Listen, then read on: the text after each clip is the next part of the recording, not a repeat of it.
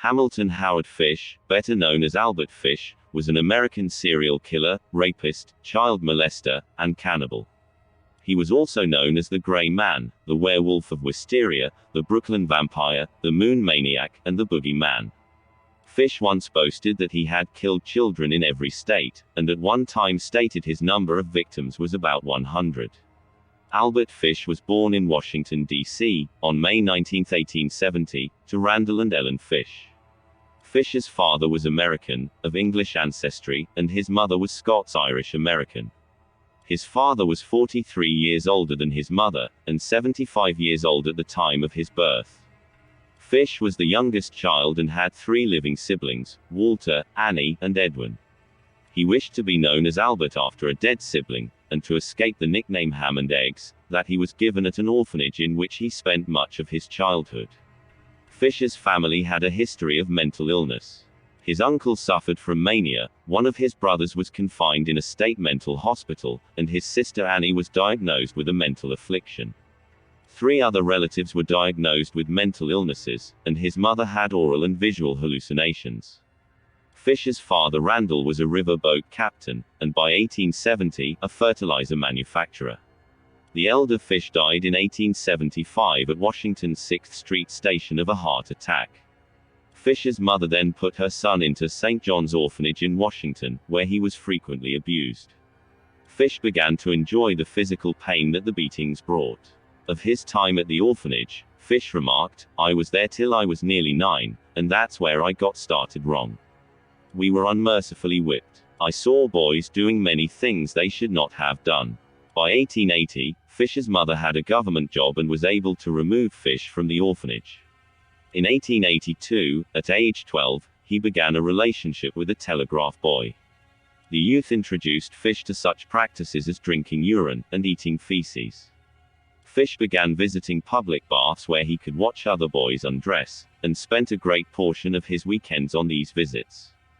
Throughout his life, he would write obscene letters to women whose names he acquired from classified advertising and matrimonial agencies. By 1890, at age 20, Fish arrived in New York City, and he said at that point he became a prostitute and began raping young boys. In 1898, his mother arranged a marriage for him with Anna Mary Hoffman, who was 9 years his junior. They had 6 children: Albert, Anna, Gertrude, Eugene, John, and Henry Fish. Throughout 1898, Fish worked as a house painter. He said he continued molesting children, mostly boys younger than age 6. He later recounted an incident in which a male lover took him to a waxworks museum, where Fish was fascinated by a bisection of a penis. After that, he became obsessed with sexual mutilation. In 1903, he was arrested for grand larceny, convicted, and incarcerated in Sing Sing. Around 1910, while he was working in Wilmington, Delaware, Fish met a 19-year-old man named Thomas Kedden. He took Kedden to where he was staying, and the two began a sadomasochistic relationship. It is unclear whether or not Fish forced Kedden to do these things, but in his confession he implies that the man was intellectually disabled. After 10 days, Fish took Kedden to an old farmhouse, where he began to torture him. The torture took place over 2 weeks. Fish eventually tied Kedden up and cut off half of his penis. "I shall never forget his scream, or the look he gave me," Fish later recalled. He originally intended to kill Kedden, cut up his body and take it home, but he feared the hot weather would draw attention to him. Instead, Fish poured peroxide over the wound, wrapped it in a Vaseline-covered handkerchief, left a $10 bill, kissed Kedden goodbye, and left.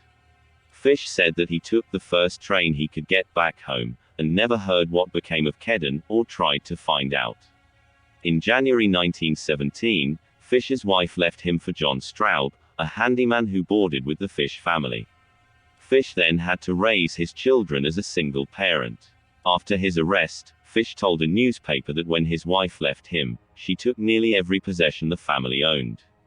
He began to have auditory hallucinations. He once wrapped himself in a carpet, saying that he was following the instructions of John the Apostle. It was about this time that Fish began to indulge in self-harm. He would embed needles into his groin and abdomen. After his arrest, X-rays revealed that Fish had at least 29 needles lodged in his pelvic region. He also hit himself repeatedly with a nail-studded paddle, and inserted wool doused with lighter fluid into his anus and set it alight. While Fish was never thought to have physically attacked or abused his children, he did encourage them and their friends to paddle his buttocks, with the same nail-studded paddle he used to abuse himself. He soon developed a growing obsession with cannibalism, often preparing himself a dinner consisting solely of raw meat and sometimes serving it to his children.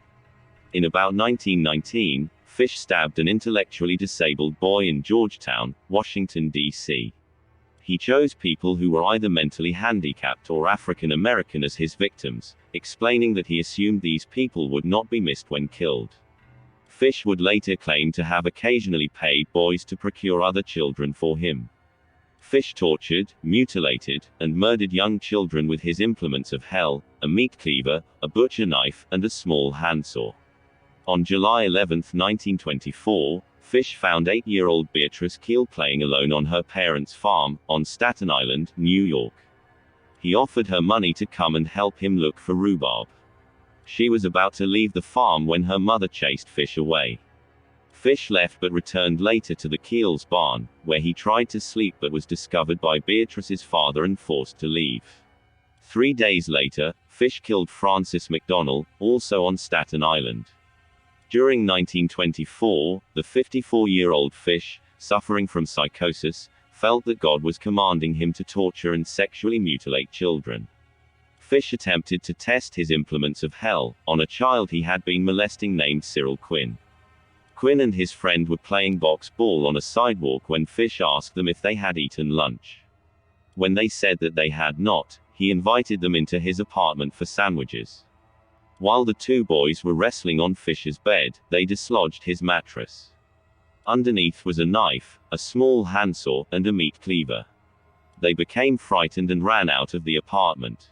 Fish remarried on February 6, 1930, in Waterloo, New York, to Estella Wilcox but divorced after only 1 week.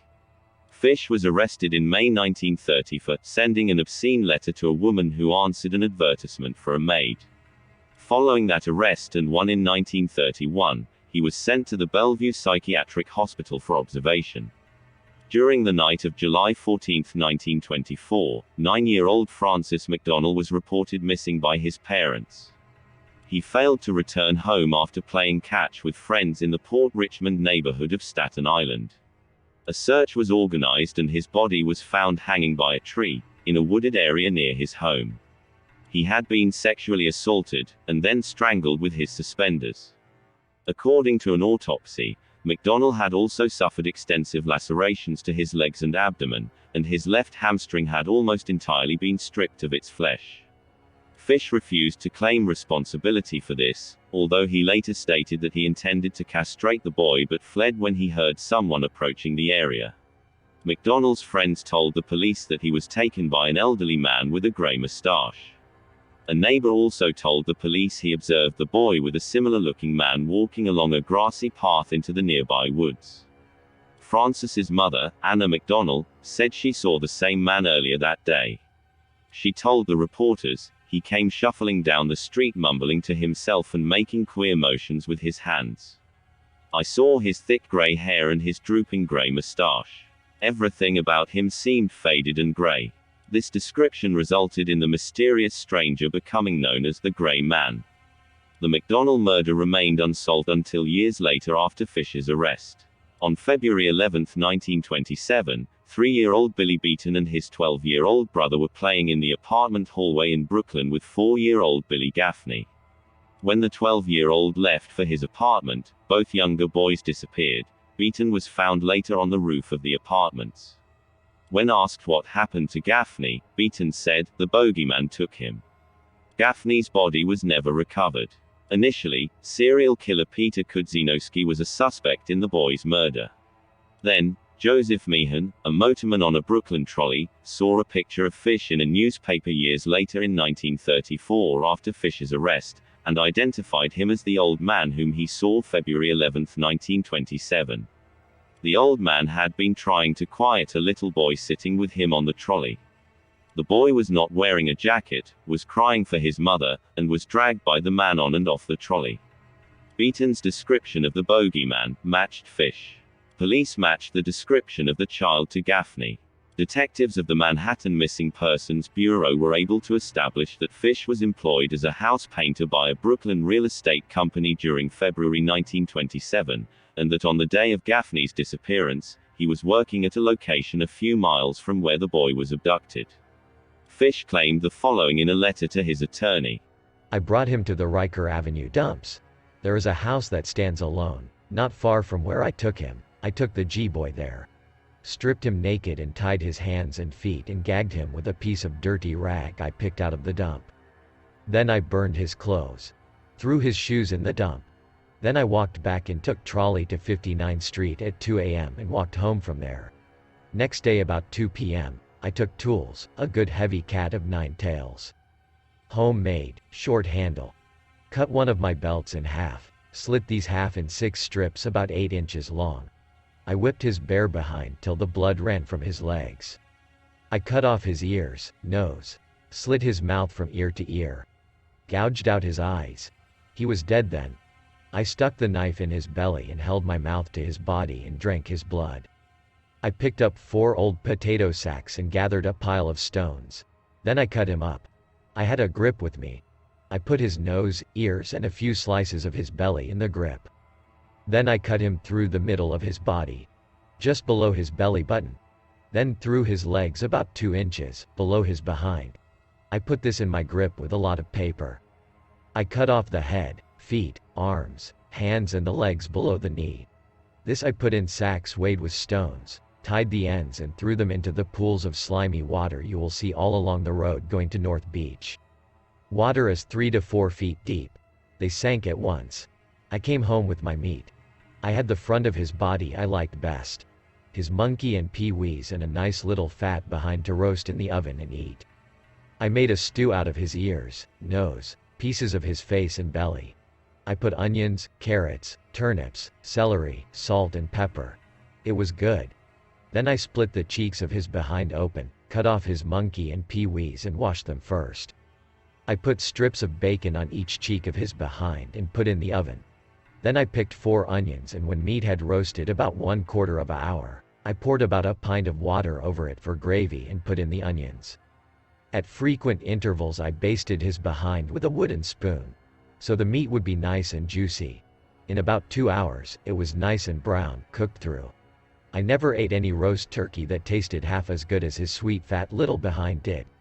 I ate every bit of the meat in about 4 days. His little monkey was as sweet as a nut, but his pee-wees I could not chew. Threw them in the toilet. On May 25, 1928, Fish saw a classified advertisement in the Sunday edition of the New York World. Fish answered an ad by 18-year-old Edward Budd who was working for part-time work.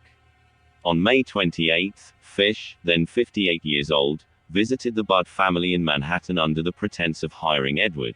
He later confessed that he planned to tie Edward up, mutilate him, and leave him to bleed to death. Fish introduced himself as Frank Howard, a farmer from Farmingdale, New York. He promised to hire Budd and his friend Willie, and said he would send for them in a few days. Fish failed to show up, but he sent a telegram to the Budd family apologizing and set a later date. When Fish returned, he met Edward's younger sister, 10-year-old Grace Budd. He seemed like the typical loving grandfather to the Budd family. After lunch that day, Fish explained to the family that he had to attend a children's birthday party at his sister's home. He said he would be back later that day to pick up Edward to take them to his farm. He then asked that the Budds allow him to take their oldest daughter Grace with him to the birthday party. They agreed to let her go, not suspecting anything. They dressed her in her best Sunday clothes. Grace left the house with Fish for the very last time. Little Grace Budd was never seen alive again. The police arrested 66-year-old Superintendent Charles Edward Pope, on September 5, 1930, as a suspect in Grace's disappearance, accused by Pope's estranged wife.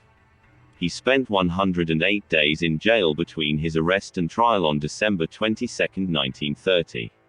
He was found not guilty. Fish remarried on February 6, 1930, in Waterloo, New York, to Estella Wilcox but divorced after only 1 week.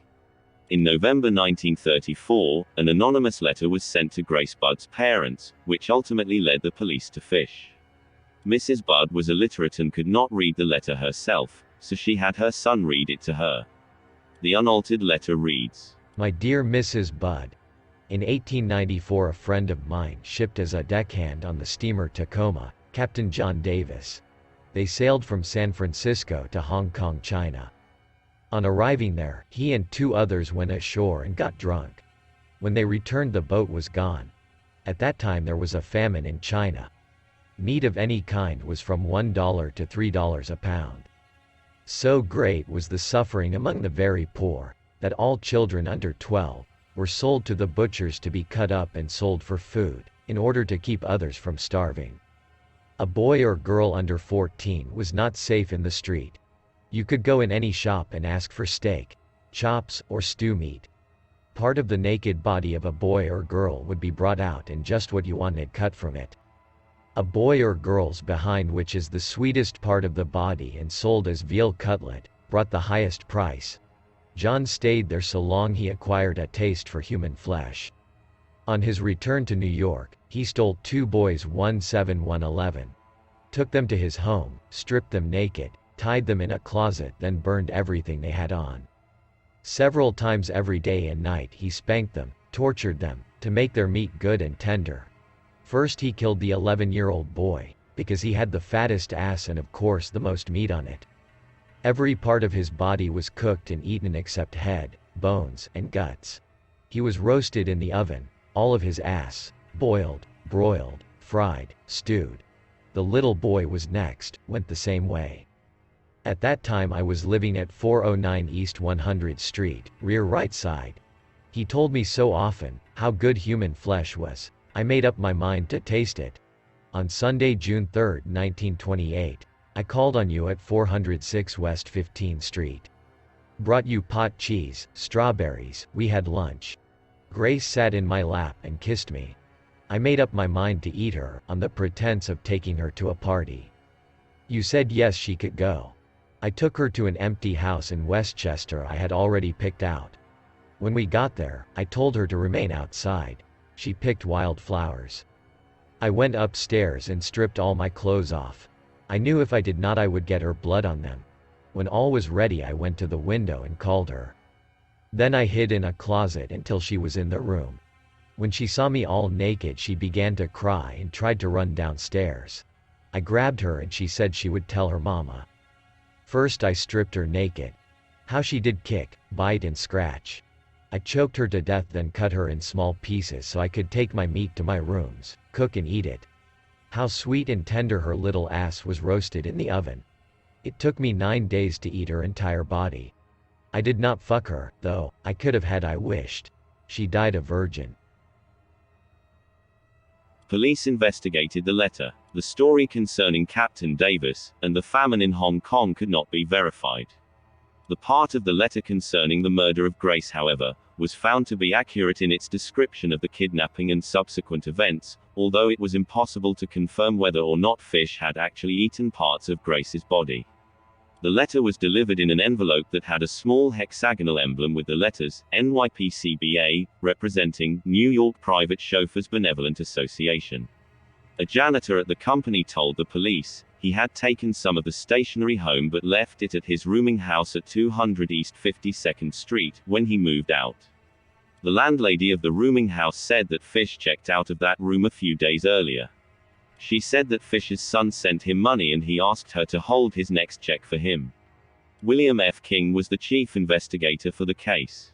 He waited outside the room until Fish returned.